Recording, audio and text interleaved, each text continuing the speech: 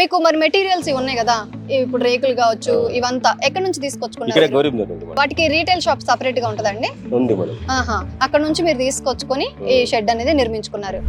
ఎన్ని రోజులు పట్టిందండి అసలు మీకు ప్లానింగ్ గానీ ఇదంతా? ఎలా షెడ్ నిర్మించడానికి ఒక 60 days పట్టింది. 60 days.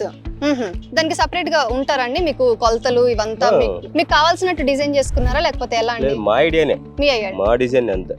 మీకు ఎన్ని పిల్లలు మీరు పెంచాలనుకుంటున్నారో దానికి తగ్గట్టుగా డిజైన్ చేసుకున్నారు.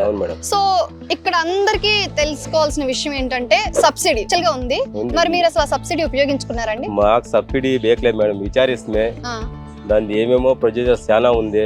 సబ్సిడీ పోతే మేము తెలుసుకున్నట్ల షెడ్ చేసాక అయ్యలే, దానికోసము సబ్సిడీ వద్దని మా లెక్క ప్రకారం మేము చేసుకోండి. సబ్సిడీ పోతే వాళ్ళ స్వప్నట్లు చేయాలి, వాళ్ళ స్వప్నట్లు చేస్తే మాకి వర్కౌట్ అయ్యాలి. అంటే వాళ్ళు చెప్పారా ఇప్పుడు మేము చెప్పినట్టు చేస్తేనే మీకు సబ్సిడీ వస్తుంది అని? అలాగా చేసిండే వాళ్ళు అడిగి తెలుసుకోండి. అదంతా మీకు ఇష్టం? అది మాకు ఇష్టం, వాళ్ళ స్వప్నాలు చేయాలి మాకు ఇష్టం లేదు. మా ప్లాన్ కొద్ది మేము చేసుకోవాలి. ఓకే, మీరు ఎన్ని పెంచాలనుకున్నారో మీకు తెలుసు కాబట్టి దాన్ని బట్టి మీరు మాకు ఎంత జాగా కావాలా, ఎన్ని పెంచుకోనికి ఎంత జాగా కావాలా, ఎట్లుండాల ప్లానింగ్ అంటే మేము చేసుకోవాలి.